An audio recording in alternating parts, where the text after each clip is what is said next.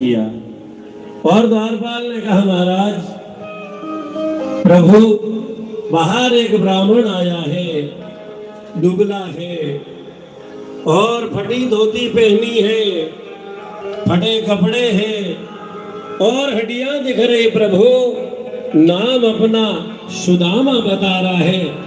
सुदामा इतना बोले तब तो रुक्मणी के साथ बैठे थे प्रभु वहां से कूद पड़े और कहने लगे, अरे मेरा मित्र आया है, मेरा गुरुकुल का मित्र सुदामा आया है। रुक्मणी ने सोचा क्या हुआ।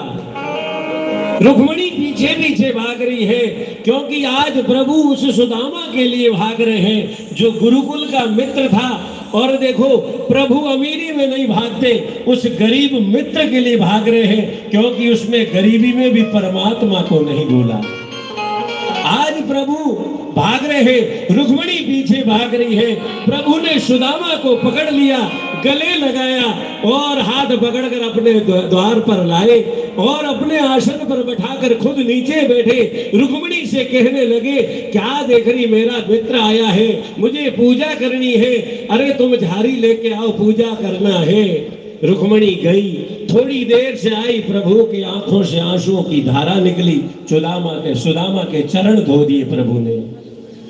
वो सुदामा के चरण धोए और प्रभु ने सोचा कि मेरा मित्र नंगे पांव आया है, कांटा चुभ गया। रुक्मणी को कहा, रुक्मणी ये नंगे पांव आया है, जंगल में चला, कांटे चुभे हुए हैं, तुम सुई लेके आओ। रुक्मणी ने आने में देर किया। प्रभु ने वो चरण हाथ में लिया और दांतों से उस कांटों को काटने लगे। देखिए प्रभु का कितना प्रेम है सुदामा के प्रति, गरीब के प्रति, ब्राह्मण के प्रति। अरे लेकिन उस समय का छोटा सा भजन है,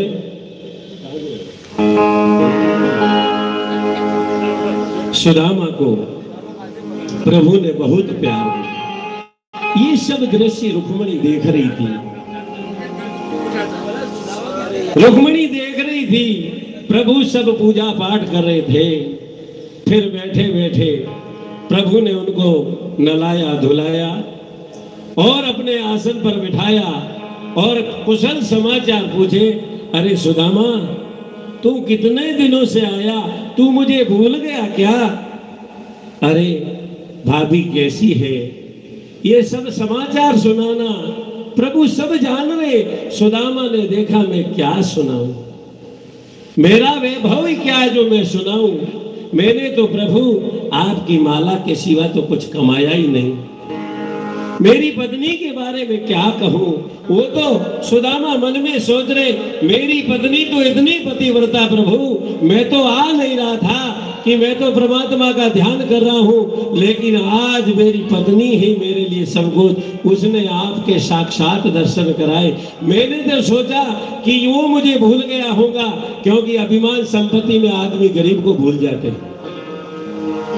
जब कोई दोस्त गरीब हो जाए या उसके ऊपर विपत्ति आ जाए तो लोग किनारा करते हैं। अरे बंधुओं, वो समय किनारा करने का नहीं, वो समय उसके हाथ पकड़ने का है, उसको बल दो। अरे हम तेरे साथ है, काहे की चिंता। लेकिन लोग जब कोई विपत्ति आती है तो उसको छोड़ने लगते हैं। लेकिन प्रभु ने कहा, विपत्ति में मैं किसी को छोड़ता नहीं, प्रेम से याद करते रहो। सुदामा से पलंग पर बैठ के बातें कर रहे और सुदामा से कहने लगे, अरे सुदामा, तू इतने दिन से आया, तेरी भाभी ने मेरे लिए कुछ भेजा होगा। अब सुदामा सोच रहा, मैं क्या लाया। उसी समय बगल की गठरी में बंधी हुई थी चावल की पोटली, प्रभु ने वो खींच लिया और प्रभु खींच के उसको खोलने लगे तो फटे पुराने कपड़ों में थे, उसके अंदर से चिवड़ा निकला। प्रभु ने कहा, रे सुदामा, मेरी भाभी ने मेरे पसंद का ही चिवड़ा भेजा, मुझे बहुत पसंद है। सुदामा के हाथ से चिवड़ा लेके प्रभु खाने लगे।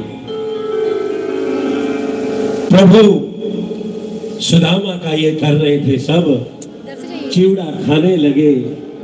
ज्यादा मांगे तो रुक्मणी को भी अचंभा हुआ कि ये क्यों मांग रहे हैं, लेकिन प्रभु प्रेम को मानते हैं।